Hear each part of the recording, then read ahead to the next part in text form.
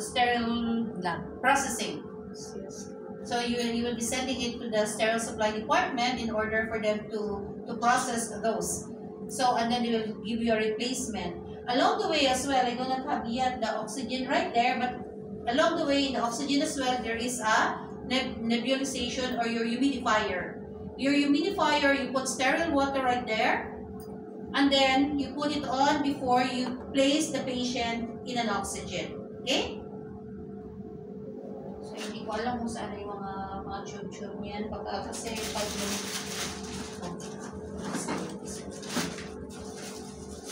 lagi na lang, every time that I'll be leaving a new batch that will be going for the scales, I will be buying new things. New batch, new things. Okay? Okay. So, your nebulizer will look like this. Okay, and you put a normal solid there, inside. Sometimes you put it right there at the end of the oxygen and you anchor it right there to your patient. Attach this nebulizer to your oxygen and give nebulization.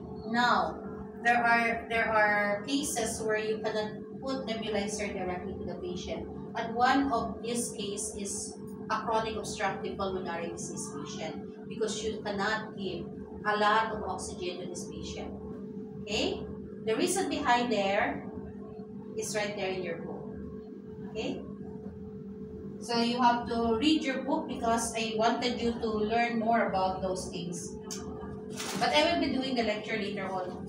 While Nelson and Rowena is practicing here to perfect the skills, because I will just run only one demonstration. So this will be your demonstration. You practice. Then you return demonstrate to me. If twice you fail, then you fail. Okay? We have the agreement? I will not spend time to both of you that long.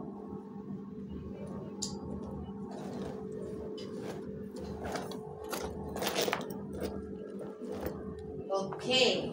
So let's say I put it there. Are you familiar with the oxygen? Yes. The machine Okay. So either the oxygen is right there on the wall, and every oxygen needs to have a regulator. Now for you, the maximum oxygen that you can give without the doctor's order is 2 liters. After 2 liters, that is therapeutic already. Okay? However, in the hospital, automatically the nurses will tell you, okay, give 5 liters, which is fine. At home, do not go beyond 2 liters, especially if your patient is a chronic ARDS patient, airway, respiratory distress syndrome patient, okay, where airway is compromised, or COPD or emphysema. Yeah, because high amount of oxygen is very, very dangerous for them. Okay, so in your oxygen, usually there a humidifier, there a regulator. You turn the knob of the regulator, you put it at 2 liters per minute. The maximum regulator is 15 liters. Okay? The pediatric regulators is 5 liters. The normal adult regulator is 10 liters. Okay? So you put at 2 liters. Okay, so you put it there. Make sure that your oxygen, always you are checking the oxygen, and don't ever just put the oxygen right there just beside your patient that it could just fall down at any time. The oxygen should be properly secured on the wall. If it is not secured, you should have a stand for that oxygen so that it will not fall down. Because the moment you hit the top end of the oxygen, there is a possibility for this to fly because of the amount of vacuum that is inside the tube. And it could penetrate, I'll tell you, probably 15 walls. That's how much pressure it is there inside. So don't be a victim of that, because it happens, accident happens. So what you will do next? So you make sure that this is 2 liters. Your ambu bag is attached. By the way, this is a pediatric ambu bag. A real adult ambu bag is this big. Okay? it contains 5 liters of air. And sometimes even without the oxygen, only with the 21% air that is coming from the environment, you can raise already the saturation of the patient. So okay, I have prepared already everything. So I clean up already the thing. Patient is nebulizing. So what I'm gonna do is to put a clean gloves and do chest physiotherapy. So put the patient in an orthopnic position. You know orthopnic position, no? And then you do the chest physiotherapy down with a vibrating motion with a cuffed hand. Okay? Come here, baby. I will show you how to do it. So, usually the patient, when you do this one, the patient will cough. Okay? So, you do like that. Orthopnic position, meaning to say the patient is doing like that if it's not contraindicated, or otherwise if the patient is contraindicated to stoop down, then you have to turn the patient either from left side or from the right side, and do from down going up, because you wanted to loosen the secretions that is right there in the patient's lungs. So you do like that, not so hard. Then your patient will have broken ribs. So you just do like that. Be patient. Sometimes the patient will cough and you will see the secretion coming out here. Okay? That's why most of the time the patient that has tracheostomy, they are usually putting a gauze pad there, or they're putting a towel right there, or anything that is, you know, like sometimes the just the bimpo that they are putting, and then they wash it if it is at home, because gauze sometimes is also very expensive for that. So you just do like that.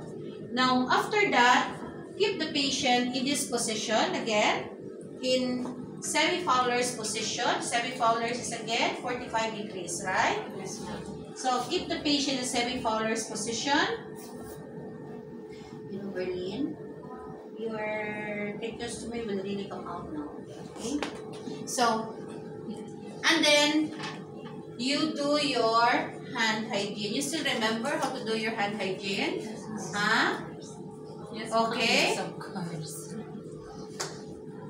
Okay, now you still remember how to do your hand hygiene? Okay, so make sure that your hands is clean. Now, question, Ma'am, can we prepare our sterile field with just a clean hands? Of course, you're not touching. This one goes inside another plastic, right?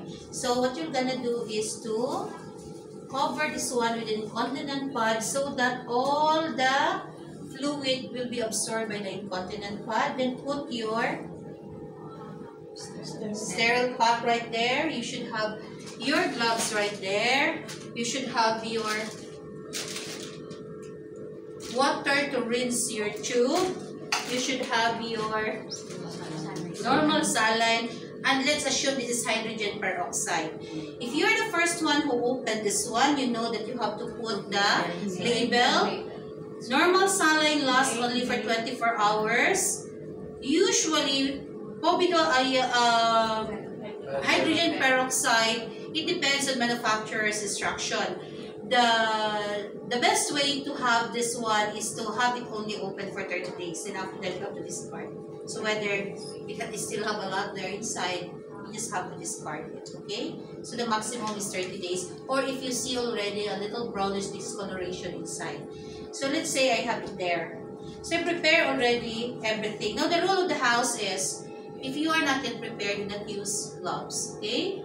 So you test your suction, it is working. Usually this one also goes inside a sterile pack. So what you're gonna do is, from the sterile pack, you just anchor, you know, using the, say for example, I have this, and you just anchor it from the inside, you know? You just anchor it from the inside, okay? So that you can take the end of this tube to be attached in your suction. Now, this is a portable suction. The hospital has a different suction tube. So it's sometimes attached to the wall. It is different from institution to institution. If it is a reusable suction, usually it has a filter right there, and it has also a filter going to the machine. The reason behind that is you do not like to trap the microorganism to go inside the machine. Okay, so you do not like to keep the microorganism right there. So you test it one, and it's working. Okay. So let's say we'll put it there. This you need to change every 24 hours. So this 24 hours, the humidifier of your oxygen is 24 hours. Your nebulizer is also 24 hours, okay? So, but then, try to see as well in the home, usually you can keep it for 72 hours if the patient is non-infected. Okay? So, it depends on the institutional policy. So, you have assembled everything already. You have your sterile gloves, you have all these things, you have your suction. You don't necessarily have to wear a gown if the patient is standard precaution. You just have to wear a mask because you are dealing with secretion. Okay, but I don't like to wear a mask because I cannot breathe anymore. Okay, so here you see that, and then you open your sterile set, and you know that it should be coming away from you. Sorry, nalimutan ko ilagay dito. May gumalaw nito. No? May gumalaw nito because I packed it myself, and there is an extra forceps right there.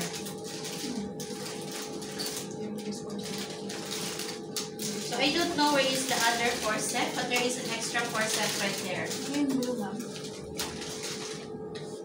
Okay, so alam ko talaga po may gumagalaw nito. Yeah, no? So you take this forceps. You do like that. Okay, ganyan-ganyan ang forceps nyo. You just turn it because the tip of the forceps will always be sterile. You take this one because this one will go to your patient. Okay? So you can just simply open this and touch only the edge, right? And put it right there. Okay? And then with my forceps, I will be doing this. So it's up to you how you wanted to arrange everything right there. Okay.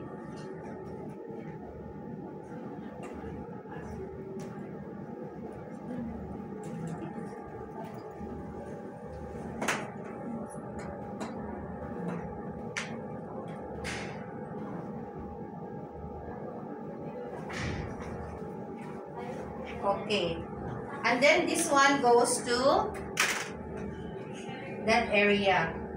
Now I have prepared everything. So again, I will clean this one. Open your saline. Put saline here, there, and there. Okay? Ay, shit. Sorry.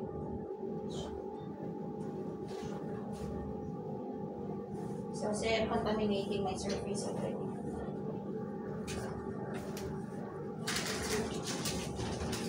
Okay, so tatlo ito siya usually yung, and there's really a specific tray for suctioning. Now, sometimes this one doesn't come with the tray. You have to get it individually. So usually ito, nandiyan yan siya sa tray, all this is already in the tray, or sometimes this is not available in the tray, sometimes this is not available in the tray. Okay? So, and then I will be opening this one. Because I have to put saline here as well. So this one is a sterile container, and then you just put it there. Sterile will be inside. You put the cap away and put saline right there. Okay? Okay. Now you will have only one area where you will putting a peroxide. So sometimes you need this to extract a peroxide, but sometimes you just have to okay, say 10 ml, I can, not exactly 10 ml, you just put it there because the only thing that you wanted to do is to disinfect the tracheostomy set. Okay? So, now I'm ready with everything. So I have this, I have tested my suction, okay, I have assembled my things, and now it's high time for me to wear my gloves. Now if you're an expert, you can put your gloves there and wear the gloves right there in your sterile setting. It's also fine. Or you can glove a little bit away so that you're not decontaminating your sterile set. So if you opt to glove right there, then you have to just drop the glove like that. Okay? Okay, so you have it there already. Now,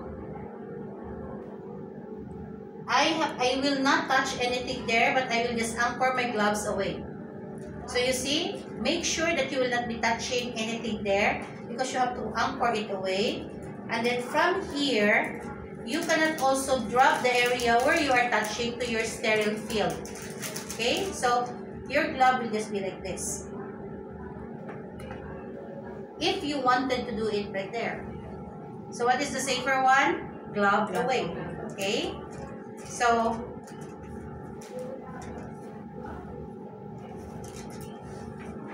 my proper place. Okay. So now I will be using my gloves now. Okay. Okay. And when you pick up this and throw this away, pick up from the center where it is sterile and throw it away there. Okay? Or you can just drop it somewhere there. Now, the difficult part is knowing where is sterile and where is clean. Okay? So, before I will do it by sterility, what I'm gonna do is I will make sure that my cuff is inflated. So what will I do? I will take this one because this is sterile, right? And I will see this is 7.5, so I have to give an air around 7.5 there.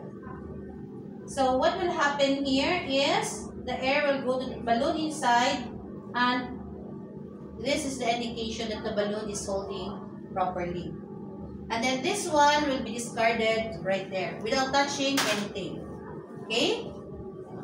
Now it's high time for me to start my suction. So I have assembled it already. I have to take my suction tube, right? So I will have to take my suction tube with. Okay, this hand is unsterile. Nobody commented. Yeah? So I have to pick it up with my sterile hand. That's what you should be careful of. I'm just looking at your reaction. Somebody will react or something. And nobody reacted. Okay, you're so busy watching me. So you should be very, very careful with this. So this one is clean. Usually the clean hand is near your patient. This one is your sterile hand. So this clean hand will be the one to get your suction right there, attach it right there, and hold only the tip of this and the tip of this and anchor it like that. Okay? And this one, you remove it from its coil and coil it in your hand. If you wanted to test whether it's working, then you can just do like that without touching the edge of this tube. So it is working. So I will just have to coil it with my hand. Now I know that my patient is, my patient's tracheostomy is good. So I will remove this one and put it right there. Because I wanted to soak it until the disinfectant property of peroxide will clean this tube. And then I will take a look at the breathing pattern of the patient, or I will explain to the patient that I will give you a breath and I will take a look at your saturation. So, if the saturation is okay, you do not need to bag your patient. Say the saturation for COPD, your target saturation is say 85 to 90. So the patient is saturating 90, 91, 90, 91, you do not have to bag the patient. But if the patient is desaturating say 75, so you have to bag the patient by attaching this attaching this one to the tracheostomy of the patient. So you attach. That's why you need to make sure that this one is inflated. Because otherwise, during the attachment process, this one will be removed. So, instruct the patient when I say breathe, you breathe in. Okay, breathe, 2, 3, allowing the respiration process, the normal respiration. Okay, breathe. If I say exhale, exhale. Breathe, exhale, not so fast. Breathing should be around 3 to 6 per minute. Okay? So, breathe, 2, 3. Breathe, exhale. Or breathe, exhale. And then, look at the saturation of the patient with your auto saturation. Remove. Hold this one right there. Now, I have to use this. When you are putting your tracheostomy right there, make sure that you are not touching anything. When you see the resistance, pull it out a little bit, close, directly, go here, closing still, so that the secretion will not be dripping around. And then, you do like this again. Again, take a look at the saturation. Usually, your patient will desaturate when you are suctioning. And because you're covering the area where they are breathing. So, you put again your ambu bag. Again, instruct the patient to breathe, exhale. Breathe, exhale, breathe, exhale. And then, remove. Again, do like that. Open. Drop your tube. Resistance is met. Pull a little bit and pull the tube out. Holding it. And rinsing it. Until your patient's saturation improve. And then, without touching it, because this is sterile, you just remove it this way. Make sure that this one will not drop on the floor. And put it off. You can take that with your hand and let it be there. Okay? Now it's high time for you to do this cleaning. So what will I do? With my sterile hand, I will pick up my brush. Okay? And give it to my clean hand. And then, I will hold this, clean, and then clean. Rinse it there, dry it, okay? And this one will go there, this one will go there. Now, I have to clean my patient's tracheostomy. So, with my hand, with my clean hand, I will remove this and throw it in your clinical waste bin. So, I will remove it and throw it in my clinical waste bin. Okay? And then, with my sterile hand, I will pick up this. Okay? You remember, this is the one that we did not use. Yes. So, you can put it right there and give it one by one to your clean hand. So, you start from the very end. And then, you can use like that or you can discard it right there. It's up to you. Give again. Clean it right there. In a circular manner. And then, give again. You clean it right there. Give it again. You clean it right there. And then, take a look at the stomach. If there are some crust there or some infection. So, you are just doing like that. So, you are just cleaning. You are just cleaning. So, your patient is already clean. Okay? You can just do it like that. Okay. Now, this one all goes here. So, do not use your sterile hand. Now, your last thing that you will do is to put this one in. So, usually, you will just grab it off there. And with this one, you will help this thing without touching the inner side with your hand. So, you just grab the area right there. Okay? Okay. Now, this is already now unsterile. So, I will throw it there. And the last sterile thing that you have to do is to pick this one up and return it. Turn it around and hear the click. And your procedure is completed. So, keep the patient there for around 30 minutes before you feed the patient. So, and monitor the saturation until the saturation becomes stable. Okay? And then you do everything clean. Okay? Easy, right? Yeah. Okay. Now, let's assume, kasi natanggal na yung NGT ni Berlin, so let's assume si Berlin pa rin ito. Okay? Natibay din ito siya eh. So, NGT feeding is a clean procedure. Okay?